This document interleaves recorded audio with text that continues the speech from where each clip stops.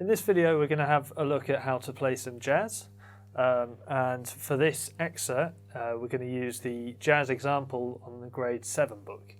Now the first thing to note here is the brackets. It says swung. Okay, this is quite common to jazz feels.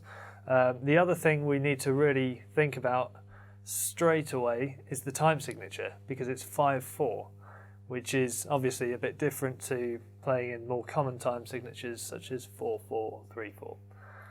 It's really useful to try and work out before you play how the 5/4 is going to be grouped. Usually things are grouped in 2s and 3s if they're not a straight 4/4, sometimes even when you're in 4/4. So it's worth thinking about, is this one going to be a 3 and a 2 or a 2 and a 3? Now when we listen to the track, which you'll hear later on, to me it sounds like it's a 3 and then a 2, which is similar to, say, Take 5 by Dave Brubeck. So the first thing we can do to get into a 5/4 swing groove is we can take a simple 4/4 swing, such as this.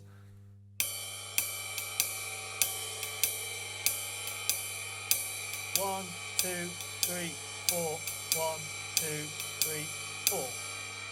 And we can add an extra beat on the end.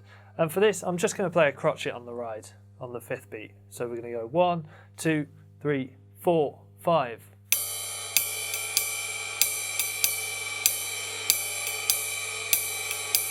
One, 2, 3, 4, 5.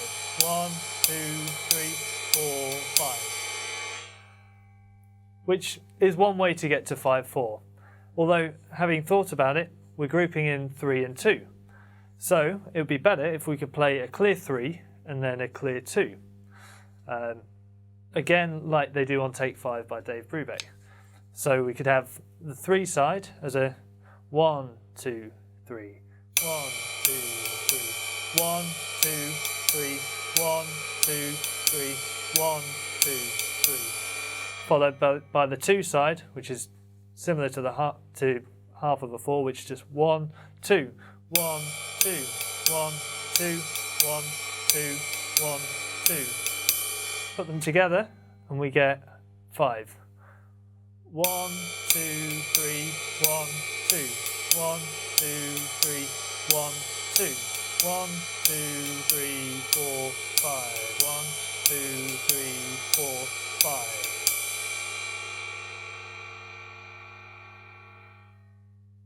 The next thing to think about is, what are we going to do with our feet whilst playing this ride pattern? Well, there are several different things we could do. Let's start with the hi-hat. The easiest option, perhaps, would be like we do with a 4/4 swing when we put the hi-hat on 2 and 4. This time we could put it on 2 and 5. So it'd be 1, 2, 3, 4, 5. 1, 2, 3, 4, 5. Alternatively, we could put it on 2, 3 and 5.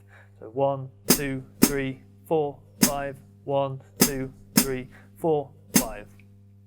There are other options and other permutations, and there's plenty of things for you to go out and try and explore.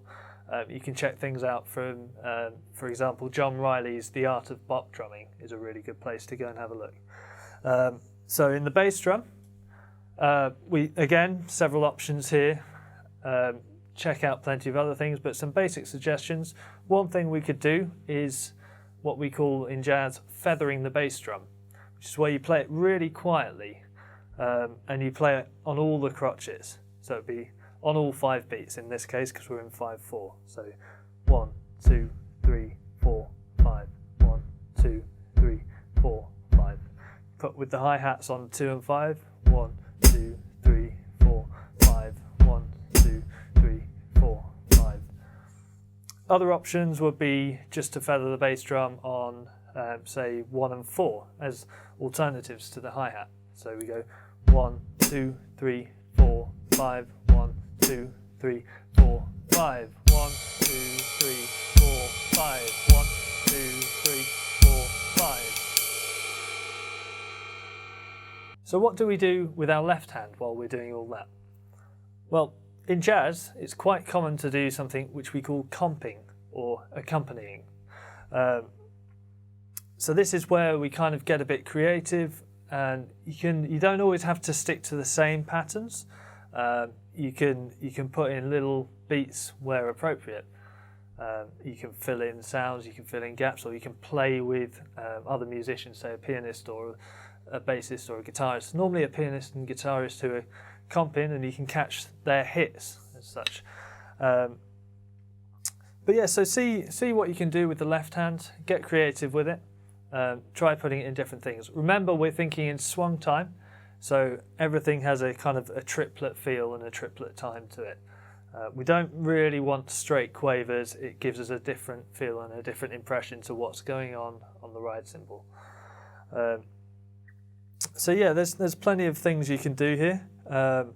But the other thing to really think about and watch out for is, unlike rock and funk and soul and a lot of the other kind of popular styles where the backbeat is loud and strong and indicates where we are, in jazz it kind of takes the left hand takes a bit of a back seat, and the comping takes a bit of a back seat.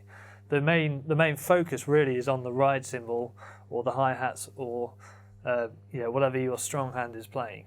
Okay, and the left hand is comping, it is accompanying. So try not to overpower what's going on with the ride cymbal. So a simple comping pattern that might work in this situation would be something like this.